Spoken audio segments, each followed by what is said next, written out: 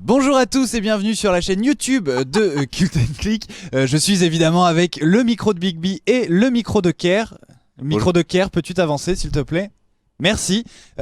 Pour vous parler cette fois de Westworld. Westworld, la nouvelle série de HBO. Premier épisode diffusé pour nous, chez nous, dans la nuit de dimanche à lundi de 2 à 3h du matin, si je dis pas de bêtises. Donc sur HBO. 3h. À 3h du mat, aussi diffusé sur OCS en France à 21h50 et on a évidemment tous les trois vu ce pilote et on va vous dire ce qu'on en pense. Je peux aussi vous dire que si vous avez envie d'en savoir un peu plus sur Westworld, il y a la vidéo qui est sortie hier sur la chaîne YouTube où on explique un peu les anciens, qu'est-ce qu'était Westworld avant, pourquoi ce projet, tout ça. Messieurs, ça va bien ? Ça va. Et toi, ça va ? Oh bah oui, ça va. La pêche ? La patate. Salut. C'est Salut. Cult & Click, la patate. C'est Messieurs, la chanson du du coup, dimanche. est-ce que quelqu'un veut me faire un peu le résumé de Westworld ? De quoi parle cette série ? Kerr, je t'en prie, je pense que tu es le meilleur pour ça. Saligo. Westworld, c'est un parc d'attractions un petit peu à la Jurassic Park et ça tombe bien puisque Westworld, à la base, a été pondu par Michael Crichton, feu Michael Crichton qui est décédé malheureusement et qui était l'auteur du roman Le Parc Jurassique qui a donc donné le film Jurassic Park de Steven Spielberg. Et donc on est dans un parc pour adultes puisque des personnes qui payent peuvent entrer donc dans ce parc où ils sont confrontés à des robots dans un univers de Far West où il y a donc des scénarios, des attaques, de diligences. Il y a également des prostituées, du poker, de simples fusillades, des duels, on peut tuer, etc., faire des massacres. Donc dans un parc contre des robots qui sont remis à jour chaque jour pour une nouvelle session, une nouvelle balade de touristes dans le parc qui est géré, qui a été créé par un docteur qui est interprété par Anthony Hopkins, qui est épaulé par un autre acteur qui s'appelle Jeffrey Wright qu'on a vu Qui joue notamment Bernard. qui a joué notamment dans les derniers James Bond, c'est lui l'agent américain et si je ne dis pas de bêtises également dans Hunger Games ou Mais Divergente. Surtout, il joue exactement presque le même rôle dans Hunger Games. Voilà, il est dans Hunger Games, tout à fait. J'hésitais entre Divergente aussi. Voilà, et puis au niveau du casting, puisqu'on parle un petit peu du casting, on a James Marsden qui jouait Cyclope dans les X-Men, donc la première trilogie de Bryan Singer. On a, puis de Brett Ratner aussi, on a Evan Rachel Wood. Demoiselle, ouais. Evan Rachel Wood, que moi j'ai vraiment appris à connaître dans l'excellent film The Wrestler de Darren Aronofsky, celle qui jouait la fille de Mickey Rourke. On a Fendi Newton qu'on avait vu dans Mission Impossible 3. Et puis c'est à peu près tout. Il y aura deux acteurs qui vont arriver dans la série mais qu'on n'a pas encore vu. Jimmy Simpson de House of Cards, c'est le hacker. Et Tessa Thompson qu'on a vu récemment dans Creed, qui était l'héroïne de Creed, et qui sera bientôt dans Thor 3 Ragnarok. Voilà pour le casting. J'ai dû en oublier des très importants. T'as dit Ed Harris. Ouais. Tu n'as pas dit Ed Ed Harris. Ah oui, j'ai oublié. Et oui. Bah voilà, j'ai oublié Ed Harris qui joue l'homme en noir, personnage mystérieux. Et puis il y a également Rodrigo Santoro qui était le Xerxes des 300 et qui joue donc un cow-boy qui attaque le village. L'homme en noir qui d'ailleurs était joué par Yul Brynner dans la version de Michael Crichton Voilà. en 73. Donc voilà, et puisque on l'a pas dit, mais on en a parlé dans la vidéo. Qu'est-ce que Westworld ? C'est un film à la base, oui. Qui peut-être fait parler à l'époque. On n'était pas nés nous.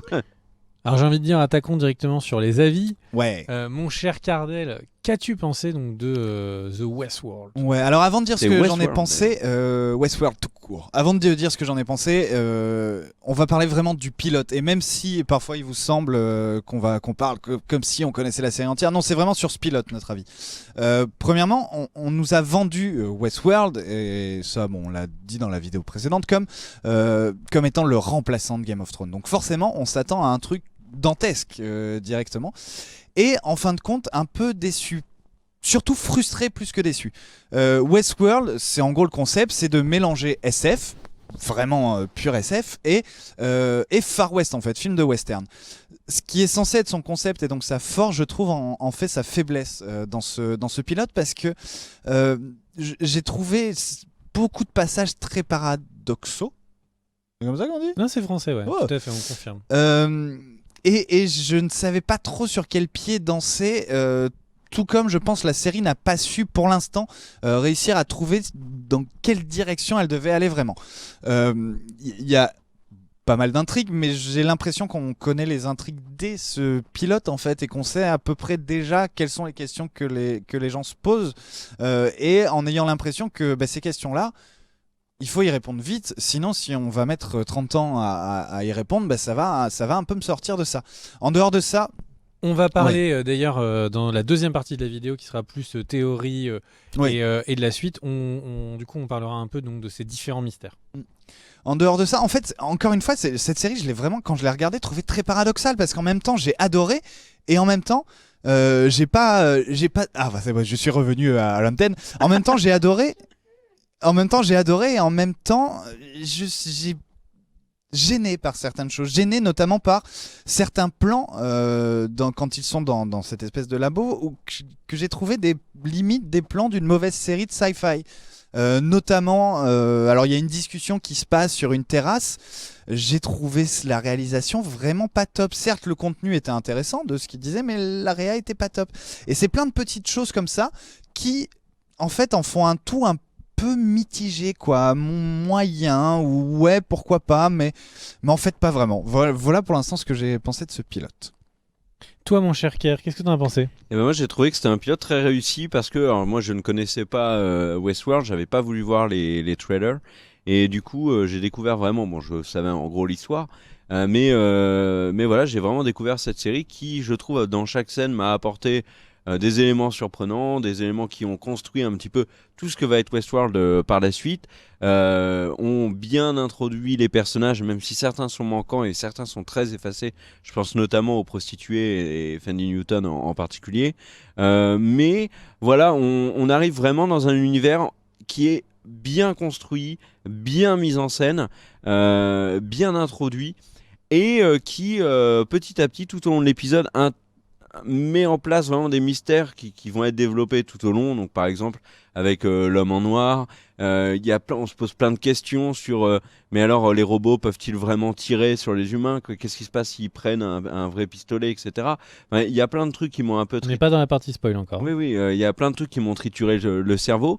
Et puis j'ai bien aimé ce côté dont tu évoquais, donc le côté western et puis science-fiction avec le labo, qui, je trouve, marche très bien. La transition entre les deux marche bien. Le casting est réussi. J'ai trouvé qu'Anthony Hopkins, contrairement à certains de ses derniers films, était très en retenue. Et là, avait le jeu qui était juste. Ed Harris est très bien aussi. James Marsden est toujours une tête à claque, mais s'en sort pas trop mal. Evan Rachel Wood a vrai potentiel pour être l'actrice qui va porter cette série médiatiquement parlant. Il y a vraiment de quoi faire avec Westworld, avec ce pilote, pour déjà nous donner envie de voir la suite, ça c'est évident. Et en plus, pour peut-être faire de Westworld c'est la première pierre d'une potentielle grande série. Et je pense que le truc qui m'a le plus titillé dans ce pilote, et qui va probablement être une des choses qui va marquer dans cette série, c'est que on a donc les fameux robots qui sont là. Donc on le sait, il y a une partie d'humains, ceux qui visitent le parc. Là on voit les images donc du film. Du film, voilà, donc Yul Brynner. Et on a ces robots qui sont là pour animer finalement le parc et pour être rien d'autre que les jouets de ces visiteurs qui payent. Or, ces robots, ce sont les héros de Westworld. Evan Rachel Wood est très clairement présentée comme l'héroïne de la série. James Marsden est également très important.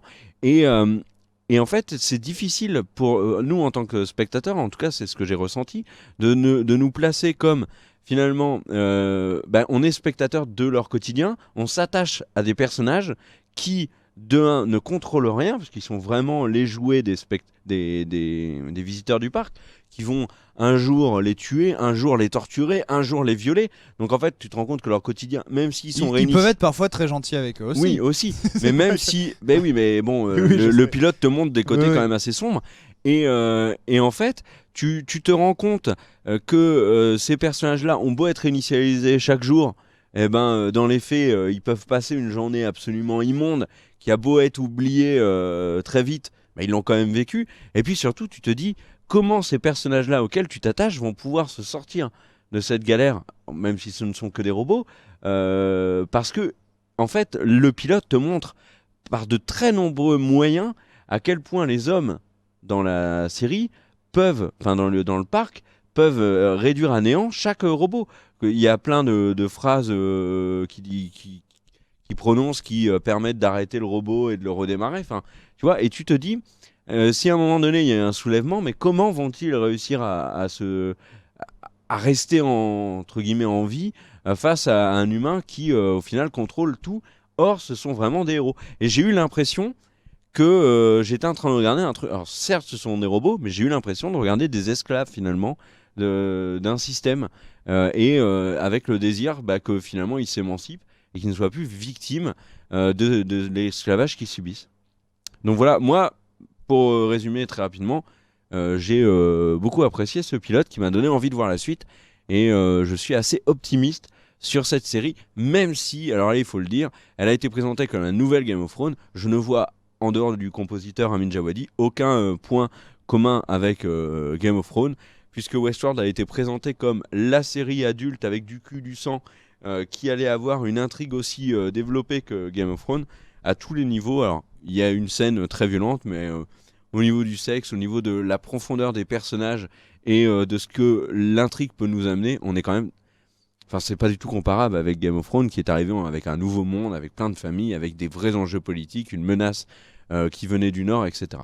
Donc je pense que la comparaison avec Game of Thrones doit s'arrêter. Maintenant, on a compris, HBO, en termes de com, voulait qu'on saute sur Westworld.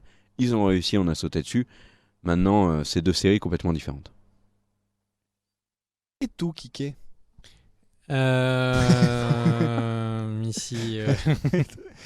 Donc, du coup, de mon côté, pour mon avis, alors, je vais d'abord. Pour moi, le plus important sur la série dont il faut parler, c'est le sens. Donc, beaucoup de points que vous avez soulevés tous les deux. Je vais donc aller assez vite sur la critique, on va dire, plus technique, et redire 2-3 trucs que j'ai pu dire en live, donc je vais aller assez vite. Globalement, où est l'épique ? Où est-ce que c'est épique ? Pour l'instant, nulle part. C'est un vrai problème quand une série veut être une série d'aventure. Alors, on parle de Game of Thrones, mais c'est pas le but de faire un copier-coller avec des robots. C'est d'avoir une série qui est une grande épopée. Là, on est dans un parc qui est un territoire restreint. On est avec une donne qui est relativement claire pour l'instant, avec un nombre de personnages définis, même en chiffres. Ils nous disent il y a tant de personnes, etc., etc. Et c'est un nombre très défini. On n'est pas en train de parler des dizaines de centaines de milliers de personnes qu'il y a dans les différentes armées de Game of Thrones. Là, on parle de 2000 individus, 3000 individus si on compte le staff. Donc globalement, où est-ce que c'est épique ? Tout ce qu'on voit, ils nous disent, voilà, c'est un parc d'attraction. Donc au final, il y a tout ce qu'on voit, ça peut être cassé, remodelé, on s'en bat les couilles. Ça crée un problème d'enjeu. Donc, mais bon, je vais revenir sur le sens. Globalement, d'abord, si on peut parler de la réa, de la mise en scène, comme l'a dit Cardel, il y a des éléments qui sont plutôt bien réussis. On a certaines scènes de coups de revolver, entre guillemets, qui sont plutôt sympas. Il n'y a rien qu'on peut trouver au niveau d'un Les 8 salopards, d'un Django. On est très loin donc, des dernières réas de grands western. On est très loin des films de western coréens comme le Bizarre, La Brute et le Truand, je crois que c'était le titre. Cinglé. Et le Cinglé. Globalement, on est vraiment sur une réalisation western un peu plan-plan qui fait un peu penser au film western post-apo, un peu comme Le Livre d'Eli. Pour donner une idée pour ceux qui ont pu voir ce film. Globalement, donc une réa un peu plan-plan et parfois un peu loupée. Donc on n'est pas très enthousiaste. Les décors sont plutôt jolis, mais là où j'attendrais dans un film ou dans un western ou dans une série de western, dans un Deadwood ou dans d'un bon La Brute et le Truand, on voit énormément de poussière. C'est vraiment, enfin, on est dans l'univers du Far West, on est à l'aube de la civilisation américaine. Là, tout est nickel, tu peux manger à même le désert, je suis sûr que tu n'auras jamais de problème recto. C'est vraiment pour le coup, tout est aseptisé. Il se passe de temps en temps, tu sais, la main sur le truc, t'as jamais un brin de poussière qui passe. Tu sens que tout est climatisé, protégé, etc. Du coup, ça donne un sentiment complètement aseptisé qui, je trouve, ça aurait été intéressant qu'ils travaillent sur un côté labo hyper aseptisé qu'on voit, et ensuite avoir un monde du Far West hyper crade pour qu'on puisse voir, là c'est le moment de l'éprouvette, là c'est le moment de la mise en expérience. Ça aurait été une dualité qui aurait été intéressante pour plusieurs raisons sans rentrer dans la série. Et au final, il n'y a pas. On est tout le temps sur quelque chose qui est graphiquement aseptisé, en termes de réalisation aseptisé. Du coup, je ne m'y intéresse pas suffisamment. Ce n'est pas suffisamment épique. La musique, j'en ai parlé pendant le live. La musique, je m'attendais à Game of Thrones, un truc qui prend. Les différentes scènes dans Game of Thrones sont souvent bien portées par la musique. On est à fond sur le Scarlet Wedding, on est à fond sur les fins de saison. La guerre des bâtards, la musique est épique. Là, la musique, c'est des reprises de thèmes qu'on connaît, de thèmes très connus. Donc il y a par exemple Paint in Black qui est un moment très important, et en fait c'est en version orchestrale pour les puceaux, quoi. C'est enfin, vraiment, le truc c'est qu'on est dans une pleine scène d'action, et ils auraient mis Paint in Black des Rolling Stones, tellement mieux collé. ça aurait vraiment déchiré. Ouais. Franchement, arrêtez avec ce petit on va remixer les trucs, mettez les Dandy Warhols qui a un groupe qui a un peu western sur certains de leurs derniers albums, et ça aurait été vraiment stylé. Là, globalement, il y a une espèce de non-prise de risque. On va faire du joli et du plat, on va faire un truc qui a l'air un peu sympa, et on va mettre des musiques que tout le monde connaît. Bah, allez-y à fond, mettez que des musiques des années 70 hyper marquées, mais il n'y a rien, il n'y a pas de prise de risque. C'est comme le casting de cet acteur, il est toujours, et c'est marrant parce son visage est tellement, tu vois, droit, lisse, parfait, que même quand il jouait dans des séries comme les X-Men, enfin comme des films dans les X-Men, comme ici, quand il jouait dans des séries comme les Ally McBeal, son rôle c'était littéralement, et c'était son nom de personnage, c'était le beau gosse complètement plat. Donc, et là, il est casté pour être le beau gosse complètement plat. Donc pour l'instant, on n'est pas accroché. Maintenant, sur et juste pour nuancer ce que je dis sur l'aspect graphique, c'est que quand on voit certains moments, ces androïdes, quand ils ont pourri certaines zones qui sont les bas-fonds du plan de jeu, il y a effectivement, on se dit ça peut être plus sombre, ça peut être plus glauque, ça peut être peut-être plus intéressant. Et c'est vrai qu'une journée ou deux après, je repensais du coup à ces corps de résine, comment graphiquement ils les avaient travaillés, les chevaux en résine quand ils les remontaient. Ça, c'est vrai que c'est intéressant et que ça me parlait un peu à l'imaginaire. Il y a du bon, ouais, quand même, parce qu'on la défonce un peu tous les deux, mais il y a vraiment du bon dans Westworld. Oui, mais... et c'est vraiment... S'il n'y avait pas ça, je pense que j'aurais déjà arrêté de regarder la série. Mais non, il y a un petit truc qui me parle. Maintenant, si on parle du sens même de la série, et je préviens que du coup, si vous n'avez pas vu la série, c'est peut-être le moment où il faut raccrocher. Globalement, Kerr vous en a déjà parlé, Nico aussi, sans spoil. Donc je vais maintenant rentrer dans la partie plus spoil pour justement parler donc, des différents enjeux et des acteurs. Kerr parlait des personnages où il dit mais du coup les personnages qui ont l'air les plus intéressants c'est les robots. Le problème c'est que donc les robots comme on le voit en fin d'épisode, les robots en fait ils ont différentes personnalités qui sont téléchargées et on lui dit mais maintenant tu mets ta personnalité 4, maintenant tu mets ta personnalité 3, et donc en fait le truc c'est que ok, donc on a des personnages qu'on suit et qui vont essayer de nous faire apprécier, qui vont changer de personnalité un peu tout le temps. Et en plus de changer de personnage un peu tout le temps, on nous dit non mais au fond il y a une mise à jour qui fait qu'ils ont un subconscient et tout ça fait un gloubi-goulga et puis ils vont avoir une nouvelle personnalité. Ils ont en gros des souvenirs de ce qu'ils ont pu voir et faire dans les jours passés. En fait, ou même dans toutes ces différentes personnalités vont grosso modo, on comprend avec le père que ça va un peu fusionner. Ce qu'ils appellent les rêveries. Voilà, et on sent que ça va partir sur tout ça, ça va fusionner. Ils vont avoir du coup des nouvelles personnalités. Et bah du coup, ça veut dire comment est-ce que je fais moi pour m'intéresser? Comment est-ce que je fais pour m'attacher à un personnage qui un jour va être un curé, le lendemain va être un tortionnaire et le troisième jour va être Nick dans Fear the Walking Dead. C'est pas possible. Je peux pas adhérer à ces différents personnages-là. Physiquement, s'ils avaient tous des gueules de machetés, pourquoi pas, tu vois, ce seraient des acteurs qui seraient tellement charismatiques qu'on pourrait s'amuser.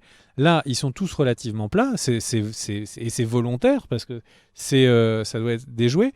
Et donc au final, on va avoir ces jouets qui changent de personnalité tout le temps jusqu'au moment où la série va un peu évoluer, enfin ou continuer à avancer. Et puis au final, ils vont avoir ce gloubi-boulga. Et comme le dit Kerr, on peut les éteindre à n'importe quel moment et les reboot. Je suis désolé, ça c'est des figurants quoi. C'est des personnages où on pourra jamais s'attacher. Et l'actrice principale, dont j'ai complètement zappé le nom, Anne Rachel Wood. dont on nous fait comprendre à la fin de la série qu'elle va avoir tellement de personnalité qu'elle va être méga compliquée. Bon, ok, mais si à chaque fois que je claque ma main, elle change de personnalité, comment je fais pour m'identifier? Comment est-ce que je fais pour m'intéresser? Comment est-ce que je fais pour me dire, ah mon Dieu, mais elle va mourir? On s'en fout. N'importe quelle partie de son corps peut être déchiquetée, qu'elle va s'en refaire en récupérer un. Donc il y a des vrais problèmes de genèse dans ce scénario qui font que, globalement, ces robots, je pense qu'on va avoir énormément de mal à s'attacher, à se dire, oh mon Dieu, mais qu'est-ce qui va pouvoir leur arriver, etc. Elle le vit quand même, ça. Elle a beau avoir des parties de corps déchirées, elle le vit. Et alors? C'est un robot. C'est un robot. Mais on s'en fout, elle le ressent. Non, c'est justement, pour l'instant, c'est des robots. Mais non, mais elle le ressent. Peut-être que... Non, c'est un robot. La scène où elle perd son n'a père, pas de sentiment. elle perd son mec, et elle se fait violer par Edaris, elle vit tout ça. Et donc, c'est une fausse... Non. Ce qu'on comprend, c'est que c'est un toaster qui est programmé, c'est des scripts. Et là, avec le truc de la rêverie, peut-être que le script vont tous se mélanger, créer un subconscient, et donc ils vont vraiment le vivre. Et puis oui, elle le vit certes, mais c'est un toaster. Mais le lendemain c'est terminé. On s'en fout, elle a pas à vivre ça. Bah si. Mais si moi je me fais tabasser mais tu n'es pas un robot et que demain je m'en rappelle pas, j'ai pas envie de le vivre quand même. Mais tu n'es pas un robot, tu es une personne consciente. Et justement, une des intrigues de cette série va être à partir de quel moment le robot va avoir une conscience. Et c'est apparemment il te l'explique avec ça. Et donc en gros là il te l'explique que pour l'instant ils n'en ont pas. Donc tu vois, il n'y a pas de problème. C'est exactement ça. Au moment où il y a une intelligence artificielle, où tu parles à quelqu'un qui peut ressentir, là, des questions morales peuvent s'ouvrir. Mais tant que son reste des scripts qui sont des automates, on s'en bat les couilles. Et donc, le problème qui va être la zone floue que la série est en train de nous amener, qui va être le moment de à quel moment est-ce qu'on peut considérer que c'est de faire du mal à une autre intelligence, pour l'instant, on s'en bat les couilles. Et le truc, c'est que le moment où il y aura une intelligence, ça va nous donner quoi comme ligne scénaristique? Ça va nous donner, oh mon Dieu, est-ce qu'on est des programmes ou pas? Enfin, pour l'instant, c'est que de la SF qu'on a déjà vu et revu. Je ne vois rien qui fait avancer le schmilblick et je ne vois rien qui me fait kiffer. Ensuite, si on passe sur les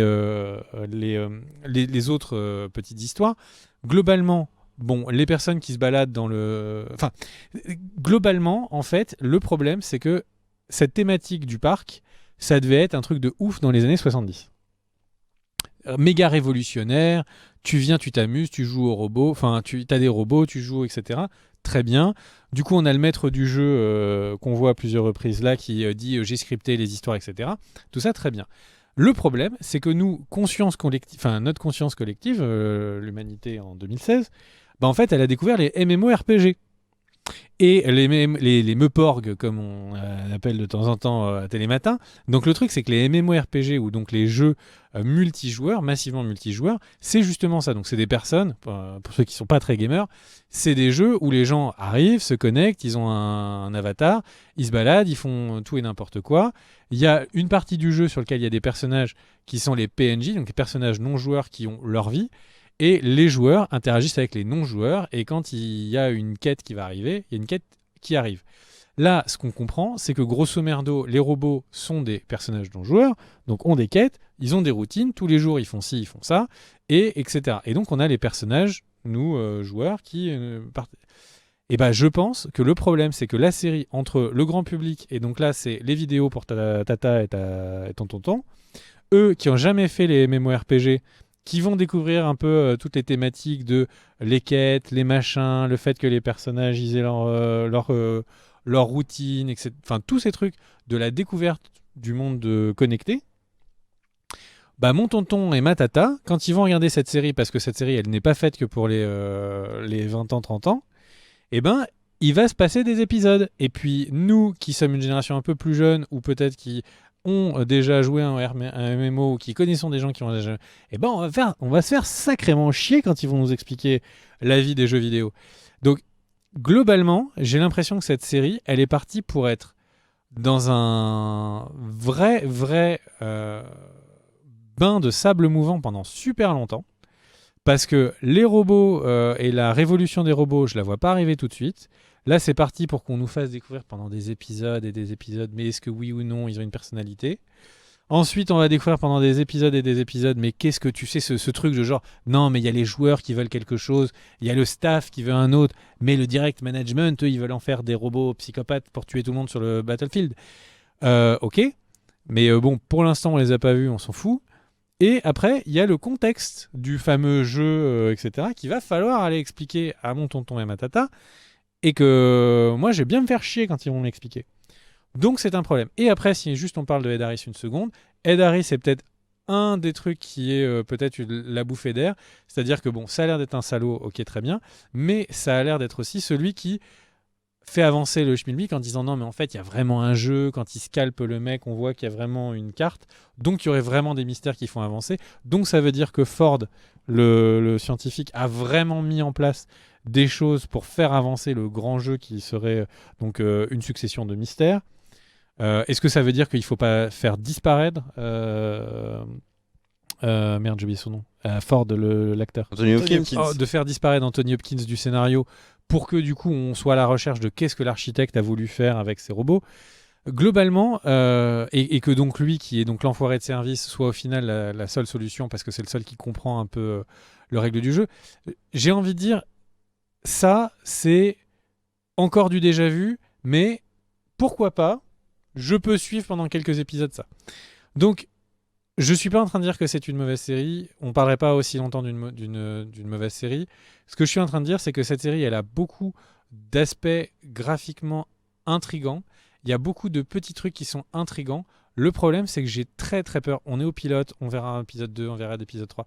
J'ai très très peur que cette série s'enlise très vite dans des épisodes très longs où on regarde la pampa, où on est dans un terrain complètement aseptisé et où au final, on nous raconte de la science-fiction qu'on a déjà vue dans un mélange de pseudo-trucs jeux vidéo qu'on connaît déjà, pour avancer pas très loin.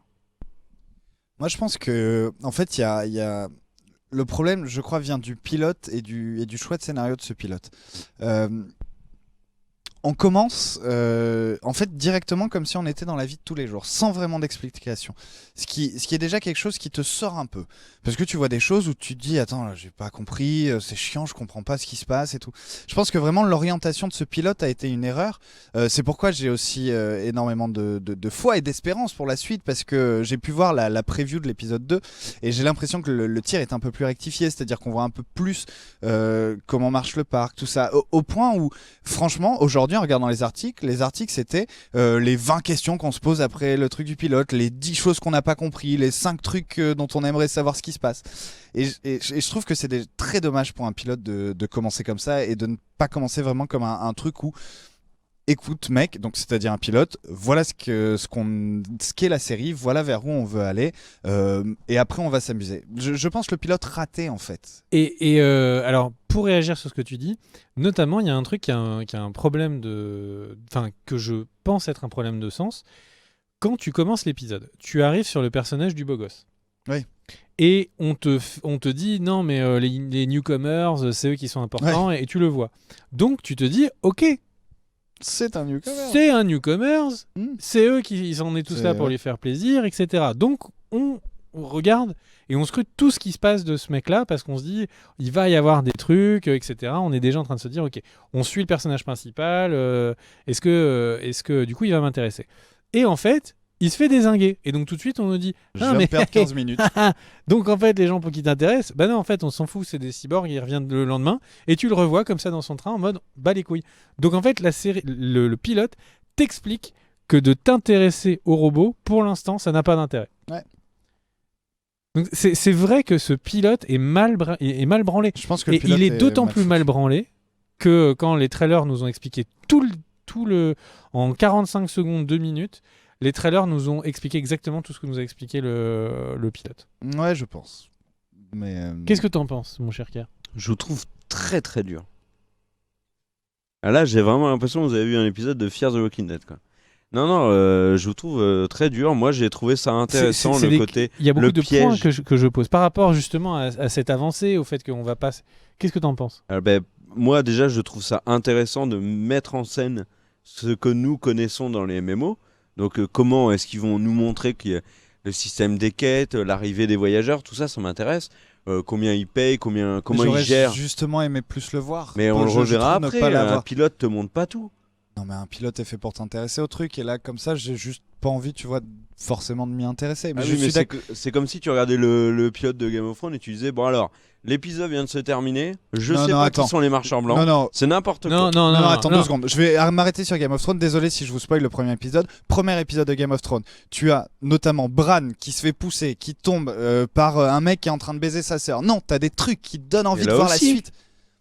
Non, Mais je trouve si pas. Mais non, on Mais- sait que c'est un robot, Bah, il moi- est refresh le lendemain, point. Bah, Ça, on s'en ah fout. bon, bah alors t'as pas vu que Et les le marcheurs robot se blancs libère, Et ils sont où, les elle tape marcheurs la mouche alors que d'habitude elle a une Et- mouche sur elle, elle réagit pas. Et Mais ils c'est sont pas où un les gros marchands? truc. C'est pas un. Mais truc dans qui va te Westworld faire- c'est aussi Wow. gros que Bran qui tombe.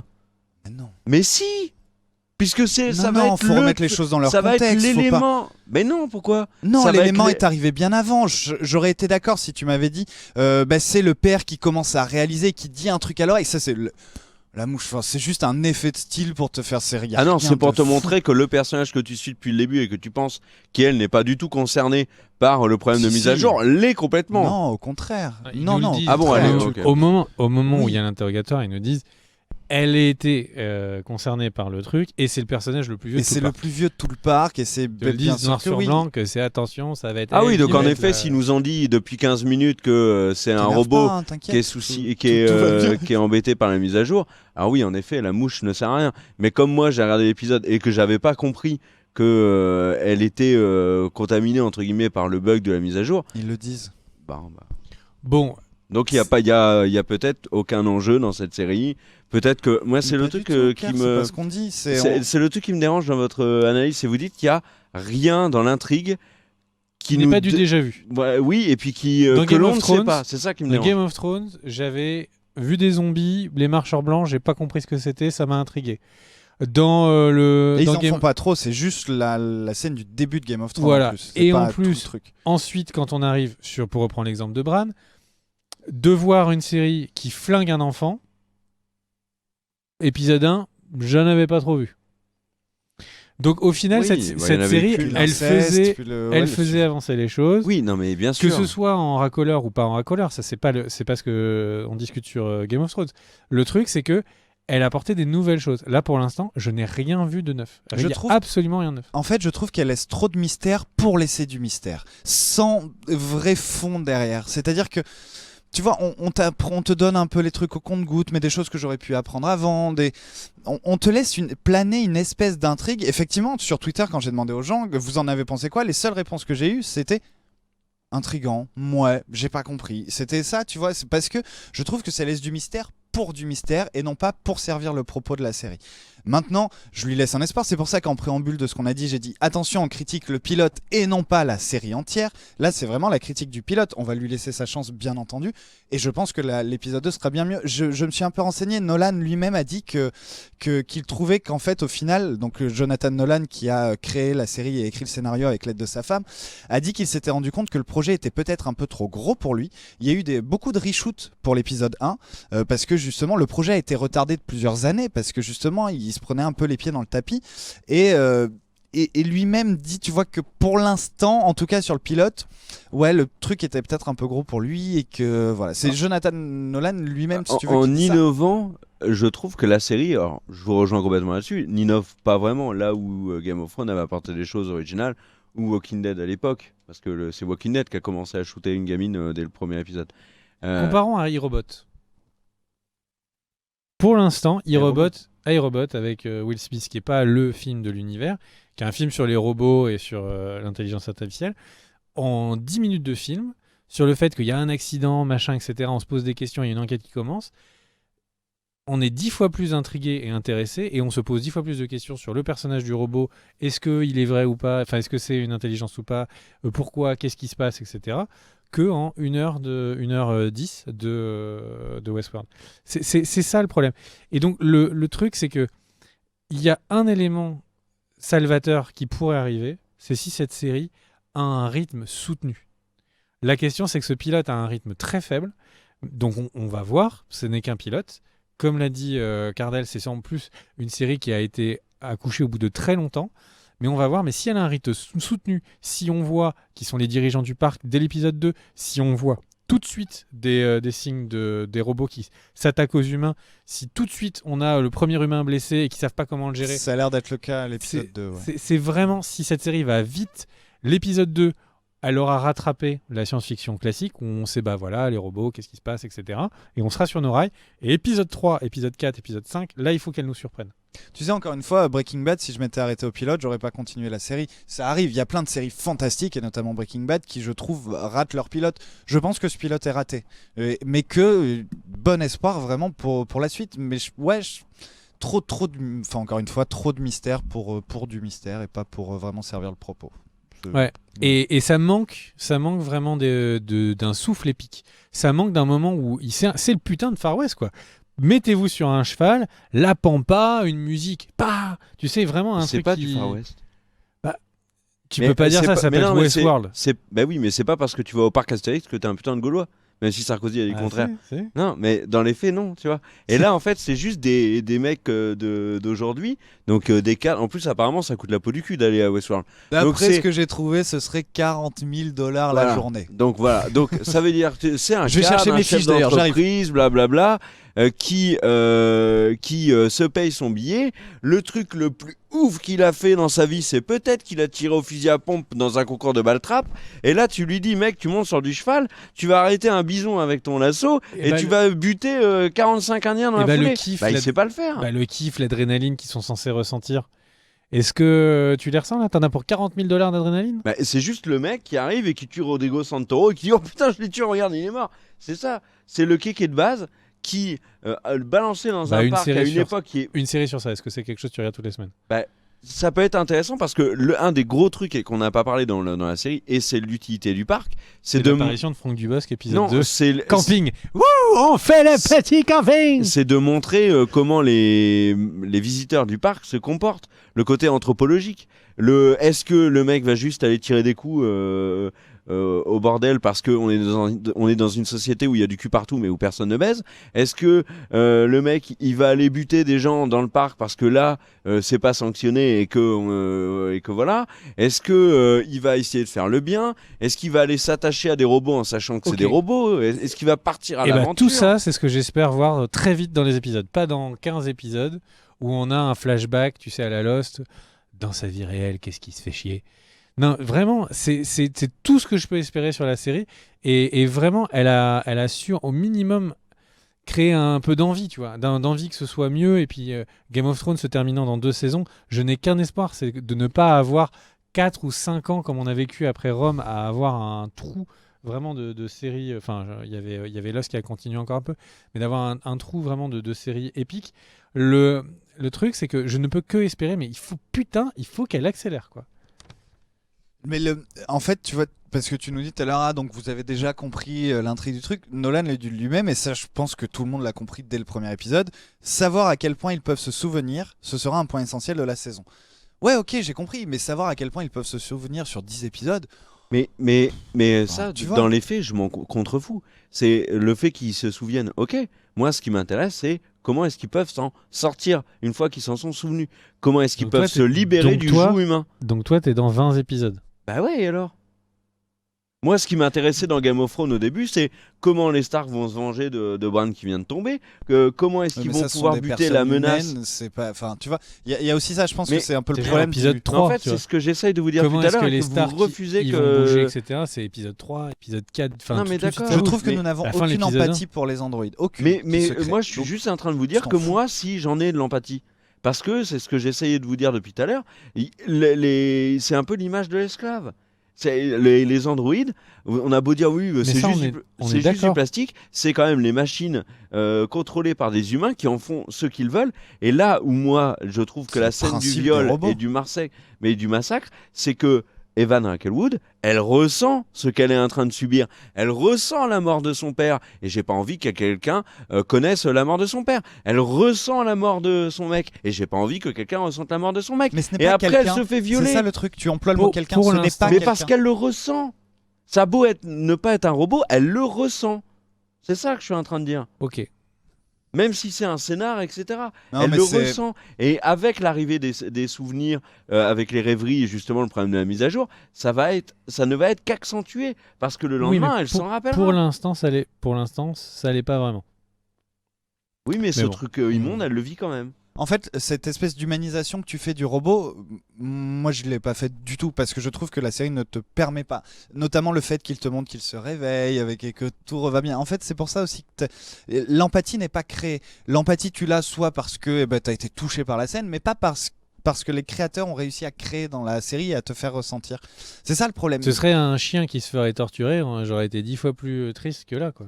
Mais- Parce que ça reste un robot, c'est une pièce de. C'est pour l'instant, c'est des pièces de conserve. Mais bon, après. L'épisode ne se terminant pas avec Evan Rachel Wood qui se colle une claque pour tuer la mouche, j'aurais eu une empathie beaucoup moins forte. Maintenant, l'empathie, tu l'as forcément pour le père qui se souvient de tout et qui a conscience que c'est un robot et qui veut sauver sa fille. Le problème, c'est que tiens, pour Et Evan Rachel Wood, elle a conscience qu'elle a oui qui- et non, qui a parce tout que ça. tu as justement cette scène où elle se retrouve dans le labo, où il lui pose des questions, et c'est à ce moment-là que tu te rends compte, bah non, en fait, on n'en a pas vraiment conscience de l'avoir vécu. Mais peut-être Parce que- qu'elle a un double jeu. La mouche, elle le fait dans le dos de. Hein la mouche, elle le fait pas devant tout le monde. Elle est toute seule. Non, mais elle- sauf que ce qui t'explique, non, il n'y a pas de double jeu à ce moment-là. Ce qu'il t'explique, c'est que justement, les souvenirs sont juste des petits moments où parfois ils ont des gestes. Le père, ça va être la photo, lui, qui va lui faire ça. Il faut un truc. Donc, non, elle peut pas jouer un double jeu. Alors peut-être déjà à qu'elle, ce l'élément moment-là. déclencheur, c'est la mouche. Ou ça veut dire que elle est activée depuis la dernière mise à jour et que ça fait que quelques que quelques heures. Ou ça veut dire que John Ford, le machin, a peut-être un plan différent pour elle. On découvrira dans les prochains épisodes. Moi, je vous propose, vu que là, c'est quand même, on a fait très long sur le premier pilote, qu'on regarde l'épisode numéro 2 la semaine prochaine. Vous voulez Et que- quelques infos ou pas? Vas-y, balance. Allez, c'est un peu la partie spoil. Qu'est-ce que je peux vous dire de... Alors, vous savez que donc, les robots sont la création du Dr Ford, mais en fait, il est toujours directeur des lieux, mais ça n'appartient plus à lui, le parc. Et bien ça, apparemment, c'est dit dedans, ça appartient à la société Delos. Oui, et c'est eux qui ont des ambitions militaires. Ouais, exactement. En moyenne, il faut payer 40 000 $ par jour. Il existe des plans de paiement, voilà, tarif réduit pour les enfants de moins de 12 ans. En fait, tout ça, je vous le dis parce qu'il y a un site officiel du parc qui a été créé qui s'appelle discoverwestworld.com où on peut choper un peu toutes ces infos. On sait que donc du coup, les gens ils peuvent réserver pour a priori une semaine. Pas vraiment plus. C'est possible plus en fonction des disponibilités, mais pas vraiment plus. Ça veut dire qu'au niveau des acteurs, il va y avoir un gros turnover. C'est possible. Et notamment à moins que la saison ne se passe que sur une semaine, tu vois, c'est possible, Mm. notamment avec Ouais, un ouais. truc de Ed Harris. Ouais, ça C'est peut être intéressant. surtout que ça ouvre des portes incroyables pour les guests. Putain, on va avoir tout le cast de Friends. Alors ça, je l'ai trouvé sur premier. Non, ça on s'en fiche complètement. La série est tournée dans l'Utah, même si dans la série on nous dit pas précisément où on se trouve ni à quelle époque. Et Ce qu'on sait, c'est d'ailleurs, le il y a 21e siècle. énormément de gens, et j'ai notamment vu le site Hitflix, qui disait que ils étaient absolument persuadés que ça ne se passait pas sur Terre. J'ai lu quelques trucs comme ça. Alors, ce que je peux te dire aussi, c'est Lisa Joy, donc la femme de Jonathan Nolan, qui a aidé au dialogue, qui a dit sur la localisation précise, c'est une chose qu'on découvrira plus tard, en même temps que les hôtes. Nous verrons comment le parc est terraformé. Tout a été conçu avec soin, même la terre sur laquelle l'endroit a été construit. Mais là, puisqu'on va dans la méta-théorie, je pense, à un moment donné, j'ai eu un doute sur le fait que les humains étaient humains. Mais j'ai notamment ça, doute sur Ed ça Harris. ce serait putain de vrai. Et Ça, c'est ce serait c'est vraiment Ed Harris intéressant. qui m'a fait Mais tiquer. pareil. ouais. Parce que le truc, c'est que quand je disais que le seul élément qui est intéressant là-dedans, c'est Daris parce qu'il y aurait un plan et un mystère. Si c'était le cas, putain, ça, ce serait une bouffée d'air. Il faut que mais il faut pas qu'ils y arrivent dans 15 épisodes. Quoi. Mais le truc, c'est qu'ils peuvent pas avancer aussi vite. Mais pourquoi? Mais parce que la série, elle fait pas 10 épisodes. C'est une série qui Et va. pourquoi? Mais c'est une série qui est Non, censée ça, non, s'imposer. non, là, c'est Ouais, ça, accepté. c'est dans les plans Non, d'HBO. là, mais non, mais c'est accepté que du coup, la série, elle avance à son petit rythme. la saison 1 de Game of Thrones, à la fin, ils sont tous à Port-Réal. Ils ont changé. Mais oui, mais ils sont baladés sur tout le reste. Les marchands blancs, etc. Il faut lui laisser du temps. Tous les mystères ne sont pas résolvés, mais tous les épisodes, il y a beaucoup de choses qui vont avancer dans la saison 1 de Game of Thrones. Oui, mais à mon avis, il y aura beaucoup de choses aussi qui vont. Enfin bref. Vous savez comment s'appelle la ville où ils sont? La petite ville où ils arrivent, où justement le train, c'est Sweetwater. Voilà, très intéressant. Qui abrite notamment un hébergement de luxe, le Coronado. Voilà. Mais il y a d'autres petites villes autour. Qu'est-ce que je peux vous dire de plus? C'est à peu près tout. Ah non, ça. Mais ça, j'ai l'impression, j'ai vu un peu donc j'ai regardé le trailer pour l'épisode 2 et j'ai l'impression que ça va être une des intrigues. Le truc des couleurs? Le truc des couleurs, ouais. Non, tu le lis pas, c'est du voilà. Donc je ne le dis pas. Donc bon, là. Du coup, on se retrouve la semaine prochaine pour une nouvelle vidéo. Si Westworld. En tout cas, je sais pas vous. Mais c'est une nouvelle série qui vient de pop là, et on arrive à se faire des débats endiablés dessus. Ça c'est bien parce que c'était quand même quelque chose qu'on kiffait ça va être aussi sur Game of Thrones c'est pour ça que et Walking Dead. Elle est intrigante. Même ce premier épisode est intrigant et c'est malgré ce qu'on en a pensé, moi j'ai vraiment hâte de voir l'épisode 2 malgré tout ce qu'on vient de dire. Parce que depuis moi j'ai hâte de voir les 5 premiers. Vraiment j'ai hâte de mais on verra. Depuis qu'ils ont fermé notre Fight Club clandestin, on n'avait plus l'opportunité de se taper sur la gueule librement. Et là ça y est, Westworld est arrivé. Bon, ça roule. On se retrouve demain pour une prochaine vidéo et la semaine prochaine pour Westworld. À très vite. Bisous. Abonnez-vous si c'est pas déjà fait. Et évidemment, le live, c'est de 19h à 21h sur cultandclick.com. Bisous à tous. Ciao. Ciao.